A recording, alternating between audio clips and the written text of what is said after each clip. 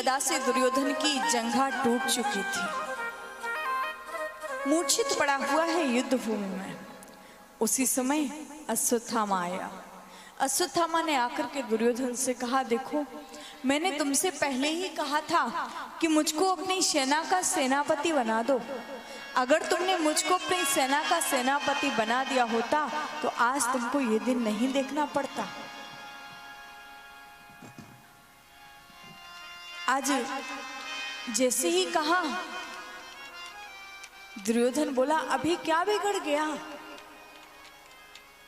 मैं तुमको अपनी सेना का सेनापति अभी बना देता हूं। मुझे दुख इस बात का नहीं है कि हम सब मारे गए, मुझे दुख तो इस बात का है कि हम 100 भाई थे, हम 100 के 100 मारे गए, लेकिन पांडव केवल 5 भाई थे और 5 में से एक का भी प्राणांत नहीं हुआ। मेरी बस एक ही अंतिम इच्छा है कि मैं 5 में से किसी एक का कटा हुआ सर देखना चाहता हूं। आज जैसे ही कहा, उसी समय दुर्योधन ने अपनी जंघा से रक्त निकाला और जंघा से रक्त निकाल करके अश्वत्थामा का तिलक कर दिया। अश्वत्थामा, तुम मेरी अंतिम इच्छा को पूर्ण करो। अश्वत्थामा सोचने लगा कि मैं क्या करूं।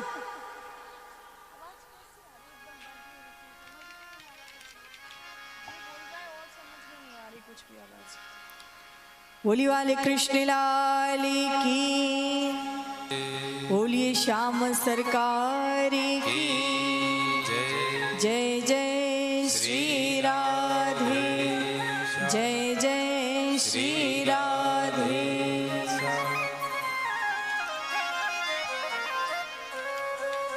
आज अश्वत्थामा सोचने लगा कि मैं कैसे पांडवों का प्राणांत करूंगा।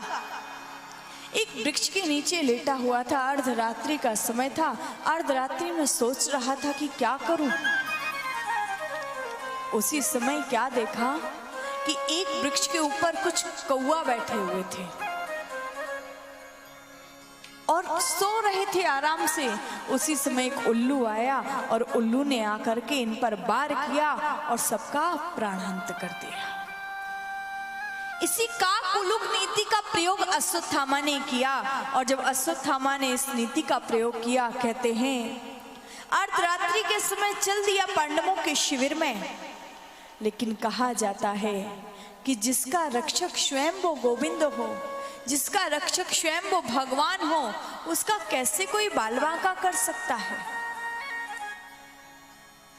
जाको रखे साइया मार सके ना कोई, बाल नवा को कर सके जो जगवेरी हो। जिसका रक्षक वो गोविंद हो, उसका कोई बाल भी बांका नहीं कर सकता। सत्य बात है।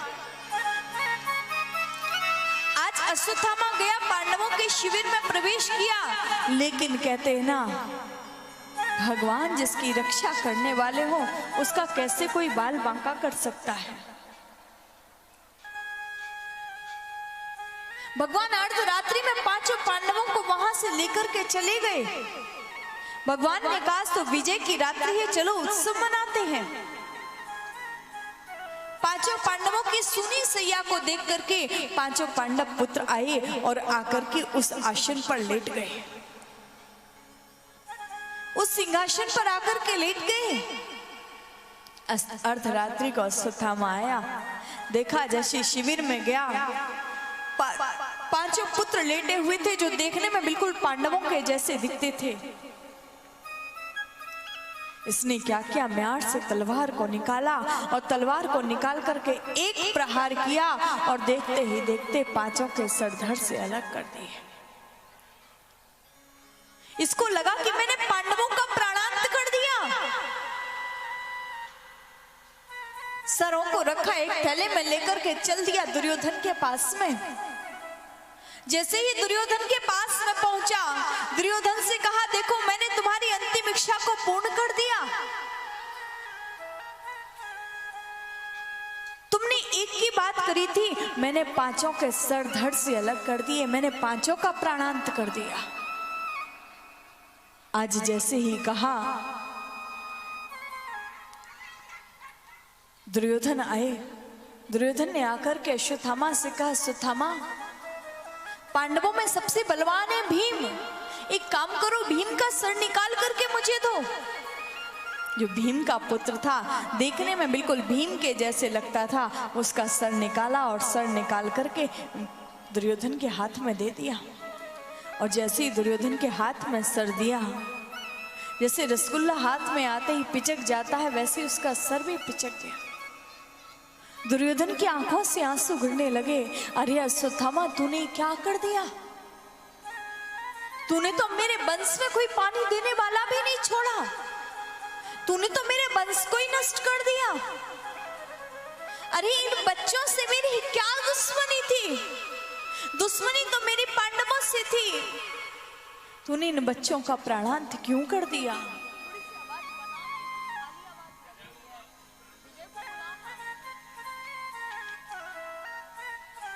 भोली वाले कृष्ण लाल की जय।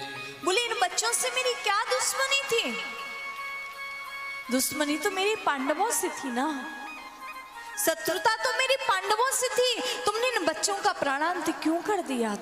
अश्वत्थामा, ये पांडव नहीं है, क्योंकि भीम इतना कमजोर नहीं है, भीम के मृतक शरीर में भी इतनी ताकत है कि वो ना जाने कितनों को परास्त कर देवे, और मैंने भीम का सर लिया, रसगुल्ले की तरह पिचक गया।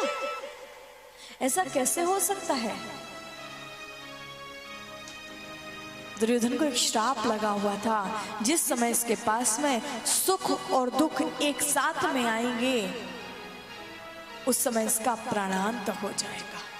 सुख इस बात का हुआ कि पांचों पांडव मारे गए, पर दुख इस बात का हुआ कि मेरे वंश में कोई पानी देने वाला भी नहीं बचा, मेरा तो वंश ही नष्ट हो गया। सोचने लगे क्या करूं, और देखते ही देखते, कहते हैं दुर्योधन विचार कर ही रहा था, विचार करते करते करते करते उसी समय दुर्योधन का प्राणांत हो गया। अश्वत्थामा ने सोचा, अगर पांडव जीवित हैं तो पांडव मुझे जीवित नहीं छोड़ेंगे, अब पांडव मेरा प्राणांत करेंगे। जो विचार करने लगा, सोचने लगा क्या करूं। इधर द्रौपदी विलाप कर रही थी, द्रौपदी रुदन करती है, आंखों से आंसू गिर रहे हैं। जिस मां के 5-5 पुत्र मारे गए हो, उस मां का क्या हाल हो रहा होगा। माता शिशूनां निधिनं सुतानां निशम्य घोरं परिताप्यमाना तदा रुदन्वास् कलाकुलाक्षी ताम सान्त्वयन्ना किरीटमाली। हे किरीटमाली, हे अर्जुन, आओ ना, देखो ना ये क्या हो गया। मेरे पुत्रों का किसने प्राणांत कर दिया? जो कहा, अर्जुन ने कहा, द्रौपदी ने आज तक कभी मुझे नाम लेकर के नहीं पुकारा, पर आज ऐसा क्या हो गया जो द्रौपदी मुझको नाम लेकर के पुकार रही है। अर्जुन ने जैसे ही आकर के देखा, द्रौपदी के बालकों का प्राणांत हुआ है। अर्जुन द्रौपदी से कहते, द्रौपदी चिंता मत करो, आज सूर्यास्त से पहले पहले जिसने भी तुम्हारे बालकों का प्राणांत किया है, मैं उसका प्राणांत कर दूंगा। भगवान कृष्ण को रथ का सारथी बनाया और रथ दौड़ा दिया अश्वत्थामा के पीछे पीछे। अश्वत्थामा भागने लगा, भगवान कृष्ण रथ को दौड़ा रहे हैं। अश्वत्थामा ने सोचा, ये अर्जुन मुझे जीवित नहीं छोड़ेगा। अश्वत्थामा ने उसी समय अपना ब्रह्मास्त्र छोड़ दिया, और जैसे अपना ब्रह्मास्त्र छोड़ा अर्जुन को परास्त करने के लिए, अर्जुन को लगा अब तो मेरा प्राणांत हो जाएगा। अर्जुन भगवान कृष्ण के चरणों में गिर गए। भगवान मेरी रक्षा करो, ये ब्रह्मास्त्र मुझे जला करके नष्ट कर डालेगा। प्रभु मेरी रक्षा करो, मेरी रक्षा करो गोविंद। कृष्ण कृष्ण महाबाहो भक्ता नाम भयंकरो त्वमेको देवानानां पवर्गो असि संश्रुते। हे कृष्ण मेरी रक्षा करो, मेरी रक्षा करो, मेरी रक्षा करो कन्हैया, ये ब्रह्मास्त्र मुझे जला करके नष्ट कर डालेगा। भगवान ने कहा अर्जुन चिंता क्यों करते हो? अश्वत्थामा को केवल ब्रह्मास्त्र चलाना आता है, पर तुमको तो ब्रह्मास्त्र चलाना भी आता है और ब्रह्मास्त्र लौटाना भी आता है। तुम भी अपना ब्रह्मास्त्र छोड़ दो। और जैसे ही अर्जुन ने अपना ब्रह्मास्त्र छोड़ा, दोनों ब्रह्मास्त्र आपस में टकरा गए और टकरा करके वहीं शांत होकर के गिर गए। अर्जुन ने अश्वत्थामा के केशों को पकड़ा और केशों को पकड़ करके रथ से बांधा और घसीटते हुए ला करके द्रौपदी के सामने डाल दिया। द्रौपदी बताओ इसको क्या दंड दूं? तुम कहो तो मधुर मत करके हाथियों के नीचे इसको डाल दो, तुम कहो तो उल्टा लटका करके नीचे से अग्नि लगा दो। द्रौपदी बताओ इसको क्या दंड दूं? तुम कहो तो जमीन में गड्ढा खोद करके यहीं पर गाड़ दूं। द्रौपदी कहती नहीं कन्हैया, मुच्चिता मुच्चिता में स ब्राह्मणो नितराम गुरु। हे कृष्ण इसे छोड़ दो, इसे छोड़ दो, ये ब्राह्मण का बालक है, आपका गुरुपुत्र है। अर्जुन सोचो अपने उन गुरुदेव के बारे में जिन्होंने जो शिक्षा अपने पुत्र को नहीं दी वो शिक्षा तुमको दी है। और अर्जुन अगर मेरी बात करते हो ना, मेरे 5-5 पति गए, मेरे 5-5 पुत्र गए, पर मेरे पास में मेरे 5 पति तो हैं ना। पर अपने उन गुरु माता के बारे में सोचो जिनके पति भी महाभारत युद्ध में समाप्त हो गए, सहारा उनके बालक बचे हैं, उनका भी अगर तुम प्राणांत कर दोगे तो वो गुरु माता का क्या होगा? अर्जुन अश्वत्थामा को छोड़ दो, इसे मत मारो, इसे मत मारो। वहीं पर खड़े हुए थे युधिष्ठिर जी महाराज। युधिष्ठिर जी से कहा भैया आप बताओ क्या करो?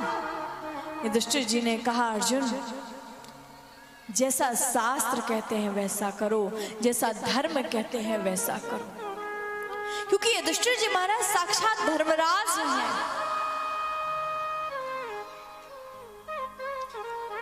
आज जो ही कहा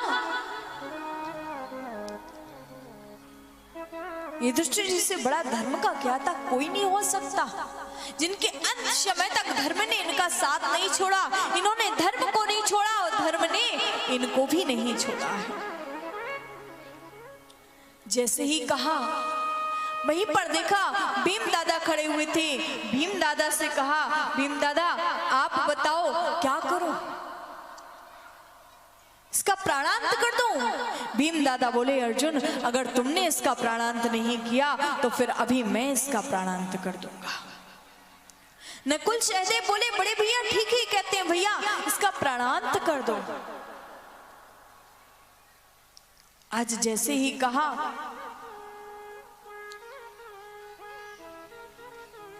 अर्जुन ने उसी समय भगवान कृष्ण की ओर देखा, कन्हैया आप बताओ क्या करो? तो भगवान कृष्ण कहते हैं अर्जुन ब्रह्म बंधुरिना हंतव्या आतताई वधारिणा मैवो भय माम्यनातम परिपायनुशासनम। अर्जुन ब्राह्मण को कभी मारो मत और आतताई को कभी छोड़ो मत। ये अश्वत्थामा ब्राह्मण है, इसको मारो मत, लेकिन ये आतताई भी है, इसलिए इसको छोड़ो भी मत। युधिष्ठिर जी बोले, वाह रे कन्हैया, तो जैसे 2-4 न्यायाधीश हो जाए ना तो न्यायालय की तो छुट्टी हो जाएगी। तू कहता है कि मारो भी मत और छोड़ो भी मत, ऐसा कैसे हो सकता है कन्हैया? लेकिन अर्जुन से भगवान के अन्यान नाते हैं। अर्जुन कहते, भगवान, अर्जुन से भगवान कितने सारे नाते हैं।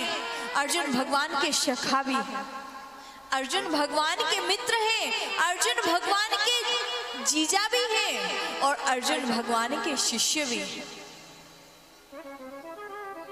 अर्जुन बात को समझ गए।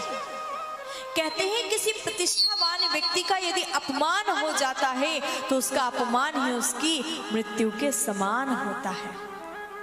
अश्वत्थामा के मस्तक पर एक मणि थी, उस मणि को निकाला, इसकी आधी दाढ़ी मूंछ मुड़वा दी, इसको अपमानित करके वहां से निकाल दिया सभा से। जैसे इसको अपमानित करके वहां से निकाला, परंतु अश्वत्थामा को तो पांडवों का शुक्रगुजार होना चाहिए कि मैंने काम तो मृत्यु दंड का किया था पर मुझे प्राणदान मिल गया। पर इसके मन में ईर्ष्या आ गई, मैं पांडवों के वंश में कोई पानी देने वाला भी नहीं छोड़ूंगा। कहते हैं व्यक्ति के अंदर जो जलन होती है ना, व्यक्ति के अंदर जो जलन होती है, जो ईर्ष्या होती है, वो सामने वाले का नहीं, वो उस व्यक्ति का स्वयं का विनाश करती है। इसलिए कभी भी मन में किसी के प्रति ईर्ष्या भाव मत रखो, किसी के प्रति द्वेष भाव मत रखो, क्योंकि आप दूसरे को जो देते हो वो लौट करके तुमको मिलता ही मिलता है, इस बात की गारंटी है। आज नहीं मिलेगा, कल मिलेगा, लेकिन मिलेगा जरूर। इसलिए अगर आप किसी को अच्छा दोगे तो तुमको अच्छा मिलेगा, किसी को बुरा दोगे तो तुमको बुरा मिलेगा। दूसरों के साथ में वो व्यवहार करो जो आपको खुद को अच्छा लगता हो। जब तक जिस चीज को हम खुद स्वीकार नहीं करते हैं, हम वो चीज कैसे दूसरों को दे सकते हैं? जिस चीज का हमारे लिए भला नहीं है, कैसे उसमें दूसरे का भला हो सकता है? इसीलिए कभी किसी के प्रति बुरा विचार मत कीजिए। बस मन में एक भावना रखो, सर्वे भवन्तु सुखिनः, सर्वे सन्तु निरामया, सर्वे भद्राणि पश्यन्तु, मां कश्चित् दुःख भाग् भवेत्। भगवान इस दुनिया में सब सुखी रहे, सब हो निरोग भगवान, धन धान्य के भंडारी। क्योंकि सत्य बात है, आज अश्वत्थामा के मन में ईर्ष्या आ गई, मैं पांडवों के वंश में कोई पानी देने वाला भी नहीं छोड़ूंगा। और जब इसके मन में ईर्ष्या आई तो उस समय कहते हैं उत्तरा गर्भवती थी, उत्तरा के गर्भ को नष्ट करने के लिए अश्वत्थामा ने ब्रह्मास्त्र छोड़ दिया। और जैसे ब्रह्मास्त्र छोड़ा उस समय भगवान कृष्ण द्वारिका जाने की तैयारी कर रहे थे। द्वारिकावासी आज उस समय द्वारिकावासी कृष्ण जब द्वारिका जाने की तैयारी कर रहे थे, एक हाथ रथ पर था, एक हाथ से सभी हस्तिनापुर वासियों को आशीर्वाद दे रहे थे कन्हैया।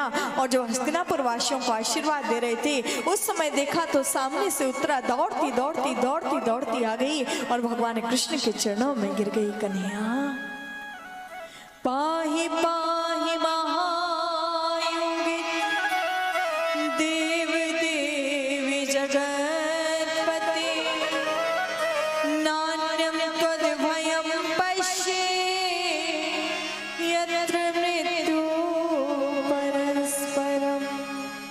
पाहि मां पाहि मां, कृष्ण मेरी रक्षा करो, मेरी रक्षा करो। ये ब्रह्मास्त्र मुझे जला करके नष्ट कर डालेगा। भगवान अगर मुझे कुछ होता है तो कोई समस्या नहीं है, पर प्रभु मेरा गर्भ नष्ट नहीं होना चाहिए, क्योंकि अगर भगवान मेरा गर्भ नष्ट हो गया तो पांडवों के वंश में कोई पानी देने वाला भी नहीं बचेगा। भगवान ने उस समय क्या किया, एक अंगुष्ठ के बराबर स्वरूप धारण किया और अंगुष्ठ के बराबर स्वरूप धारण करके मेरे कृष्ण उत्तरा के गर्भ में प्रवेश किया भगवान ने। और जैसे ही उत्तरा के गर्भ में प्रवेश किया, भगवान कृष्ण ने उत्तरा के गर्भ की रक्षा करी। कन्हैया ने आज जो प्रभु ने उत्तरा की गर्भ की रक्षा करी, बाहर निकल करके उत्तरा से पूछते, बहन अब तो तू ठीक है ना? उत्तरा बोली हाँ। उस समय बुआ कुंती ने कन्हैया की बड़ी दिव्य स्तुति करी, भगवान से कहती, भगवान कृष्णाय वासुदेवाय देवकी नंदनाय च नंद गोपी कुमाराय गोविंदाय नमो नमः। नमः पंकजनाभाय नमः पंकजमालिने